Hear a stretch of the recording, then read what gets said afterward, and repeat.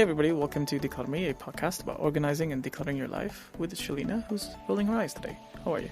Hey Chirag, how are you? I'm good. How's it going? I'm good. How are you doing?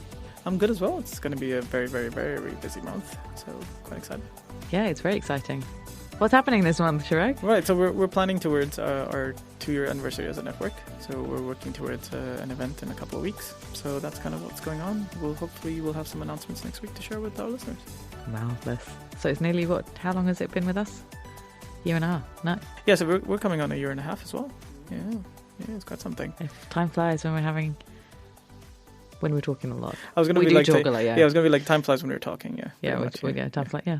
Yes, so what are we going to talk about today? So 2 of our listeners, Laura and Asma, got in touch with regards to having a cluttered mind when they're going to sleep. I've seen it with clients as well. A lot of people, not a lot, but a few people are dealing with insomnia. And to the point that it's so serious that they're taking medication, using supplements, candles, various things. Chamomile tea. Yeah, all of that. All the tea. There's so many. I've seen so many types of tea and supplements that people have bought from around the world to try and help with their insomnia. And I've organised it, so it's been fascinating to find out these things.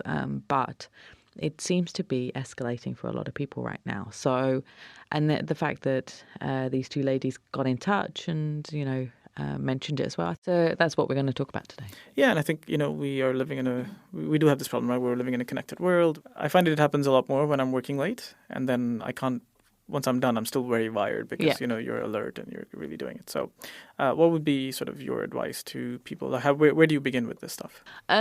So I always say to people, especially when I've decluttered bedrooms, when there's a lot of clutter in your bedroom, if you're going to bed and you've got clutter in your room, that will subconsciously be in your mind. You will think about that clutter. And if you wake up in the morning and you see the clutter, you get stressed before you even got out of bed. So the solution is, if you're going to dump stuff, dump it in the living room? No, if you're going to dump stuff, don't dump stuff. Go put it in the place it should be. So if it's dirty clothing, don't leave it on a chair. Don't leave it on your bed, on the floor, or on a coat stand. Put it in the laundry basket. Get it away from your bedroom so you don't have this stuff lurking around, and especially easy things like laundry. If you've got clothes that you can wear again, put them in the wardrobe. So it will take you less than 5 seconds to put something back in the wardrobe or in your drawer. Don't leave it lying around. Same with bags, shoes. Shoes should go in their specific area. Cosmetics. People leave toiletries in random places in their bedroom. Put it in a specific place or put it in your bathroom. Don't leave it just lying around. Another thing is people like to put things under their bed, and it becomes a clutter haven. So if you read about Feng Shui or Vastu, they always say you shouldn't have clutter in your house. You shouldn't have, it should be clear air for the energy to flow around in the house. Same goes for under your bed. So they have, especially in Feng Shui, because I've read up on this, that it's supposed to be clear air, and it's supposed to enable you to have clear air circulating around your bed while you're sleeping. If there is all this clutter, the air gets stuck. So they call it stagnant air. So get rid of that clutter. I mean, sometimes, if you've got the space and you've got limited space in your room or your house, especially if you live in an apartment, then you have to utilize the space. So get a proper storage unit. So you can get these special boxes under the bed storage units where you can put things in, say winter clothing, and winter shoes, extra blankets and pillows that you need for winter. Anything winter or anything occasional or that you don't use often, you could put in those boxes.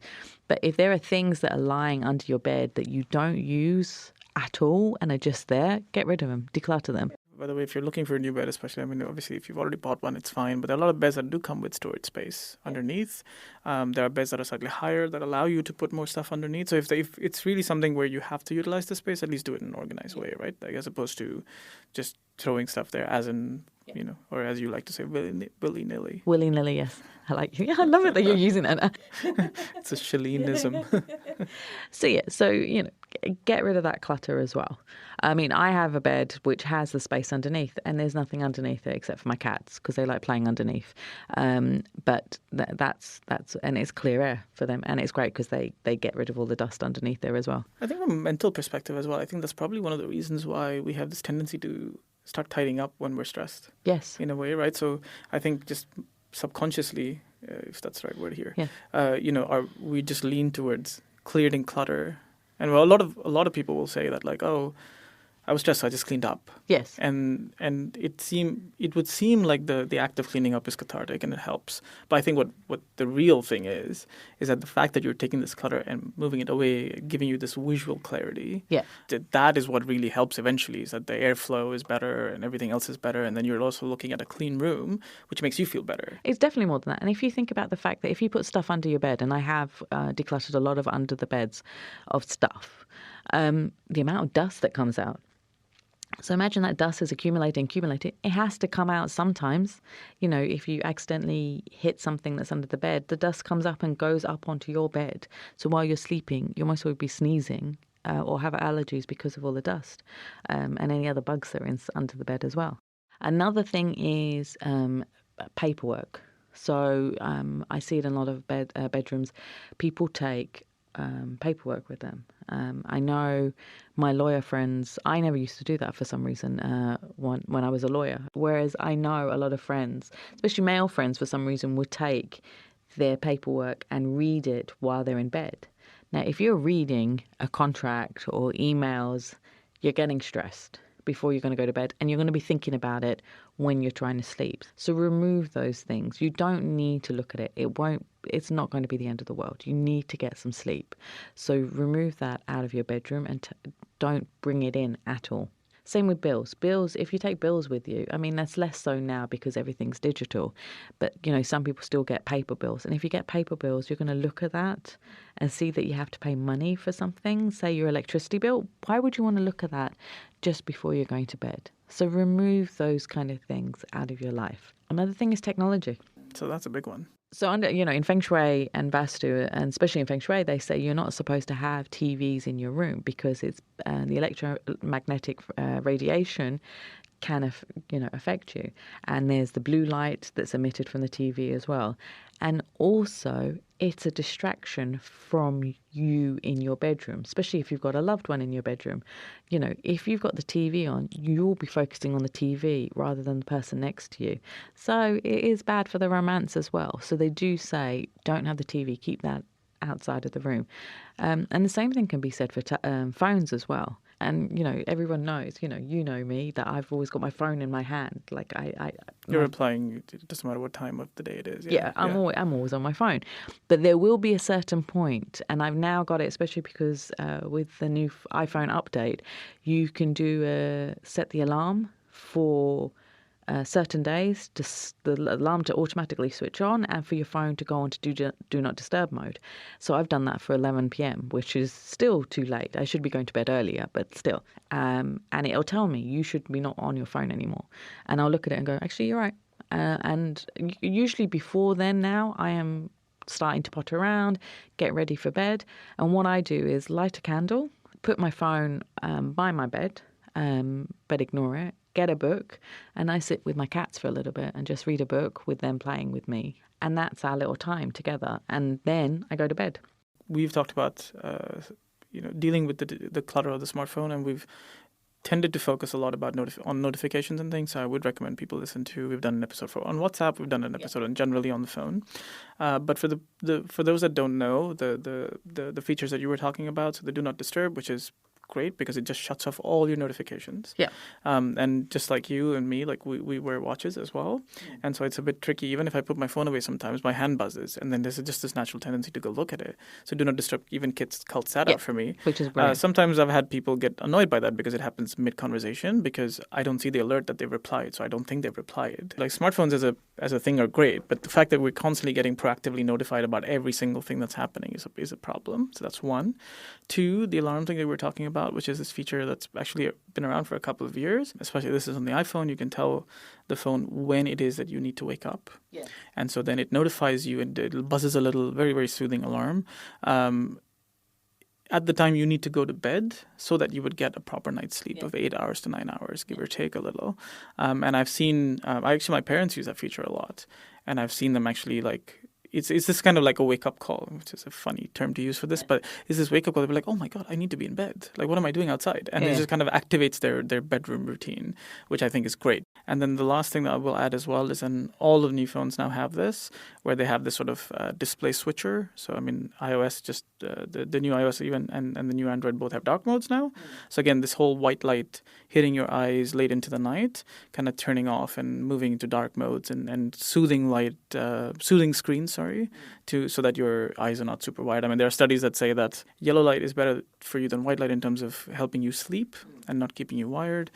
So again, the phones have already implemented all of this stuff. So take advantage of these features. But yeah, the best solution is, give yourself a cutoff time where you sort of stop looking at your phone. And I mean, there's different ways to do it. I have realised I'm not reading books as fast as I used to, so that's my thing. And also I have a subscription to a magazine that I love, and I don't read it. And so I have forced myself to sit down, and for that time will be my reading a book or reading that magazine. And I'm trying to keep to it because it and I have to build the habit, but it's something that is actually quite enjoyable and peaceful, and I do get to sleep properly after that.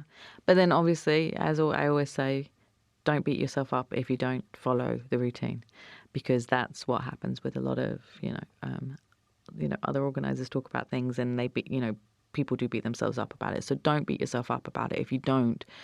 Like, I don't read a book every night. I try. Sometimes I do go on the phone, but try and build the habit, try and change your way, and it will work if you start doing it.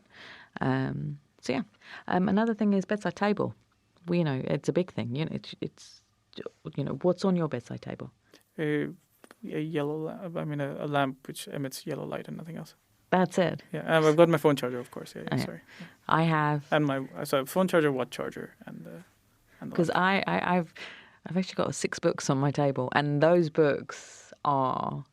So the book on top is the one I'm reading currently. The one underneath is the one that I should read next, and the others are like, one is kind of cluttered, but I like it, so I'm going to keep it there because it reminds me. It's about London, so it reminds me of London. It's it just makes me happy, and I take a bottle of water with me every night. But some people, they keep those glasses or bottles. So there's several glasses on their bedside cabinet. Hairbands. I have one hairband on my thing. Whatever I've taken from the bathroom, and I wear it to tie my hair up, that's on my bedside cabinet, and then I take that same hairband and go back to the bathroom. So I'm very good with my hairbands, yeah. Because you've got no hair. 0, yeah. So yeah, you try and clear everything that's on your bedside cabinet. You don't need that much. Obviously, I don't need 5 books on my bedside cabinet, so I should get rid of some of them or read them quickly. But that's beside the point. But do that. And the same with the drawer. A lot of people throw things into drawers, bills, medicine, wires for phones that don't exist anymore. Yeah, those drawers are dangerous. Yeah, they're junk drawers. And try to remove everything from there. So I have supplements on the top drawer. I have one of those pill things to put the supplements. Then the bottom drawer is just the jars, because there's so many of these jars, aren't there? And that's it. Oh, and a hot water bottle. Put your hot water bottle next to your bedside cabinet. That's my big tip for today. People lose hot water bottles, and you think we don't need it in Dubai, but it's coming to winter season, and you'll need a hot water bottle at one point, especially women. Yeah, you're welcome. We've talked about sleeping supplements and chamomile tea and all that. Certain things work for certain people. I have bought a candle from a company called Neon, which a few clients have got, and I've smelt it, and some of them have lit it up, which makes you a bit sleepy when you're working. And it seems to be consistently the only thing that works out of the candles. Very cool. So we'll maybe they will. But I mean, even though they're not a sponsor, it'd be nice if they were. but we'll leave a link in the show notes so people can know where to find. Like, at least they can know about the candle. They can read up about it and everything. Yeah, because that seems to help a lot of people. And it's not a shameless plug or trying to get anything. It's just, it actually seems to be working and it's working for me right now as well. So that's my other recommendation as well. But I mean, if anybody else has any recommendations of what what do they do to try and get to sleep? Because people have different methods and ways. It'll be interesting to find out how else people fall asleep, with all the things that go on. Yeah, especially like somebody's suggestion might work for another listener, and that could be interesting as well. Like, yeah. And so, adding to things like also like understand your food intake and caffeine intake, especially. So like understand what it does to you. I mean, so I've realized as I grow older, like the later I have caffeine, the later I have coffee, and I love coffee, but the later I have it, it starts to cause problems sometimes. But even eating the same way, I find I can't sleep very quickly after I eat. Yes. But again, it's something that it's just trial and error and figuring out, today I slept better because I ate earlier and that kind of thing, and you kind of need to figure that out for yourself. Caffeine is a big thing though. I mean, I remember in my 20s I could have a double espresso and fall fast asleep, and now I can't have any caffeine after 6 o'clock. We've gone out for coffee quite late, and I have been buzzing till like 4 o'clock in the morning after that. So, and I blame you entirely for that. So, and the same with food, like you said. Like you're vegan, obviously, with your vegan podcast, but I know that beef will affect me. It affects most people because it doesn't digest quickly. So if I have beef at night, I know, I'm not going to be able to sleep properly for a few hours after that. So yeah, people need to find out what will affect them, but they're the big ones that always affect people. So yeah, so that's my tips for how to try to get to sleep as peacefully as possible. But yeah, as I said, it would be nice to know what other people do as well to help them get to sleep. And if you'd like to get in touch with us, you can do that by finding Declutter Me on social media, Instagram, Twitter, Facebook, and also visiting declutterme.com and looking for the contact form, and you can reach Shelina directly with that. If you haven't already, and I know we say this a lot, but do subscribe to the show and listen to us. You can find us in all of the podcast players. You can also find us in streaming apps, Spotify and Ngami. And we'll see you next week. Bye. Bye.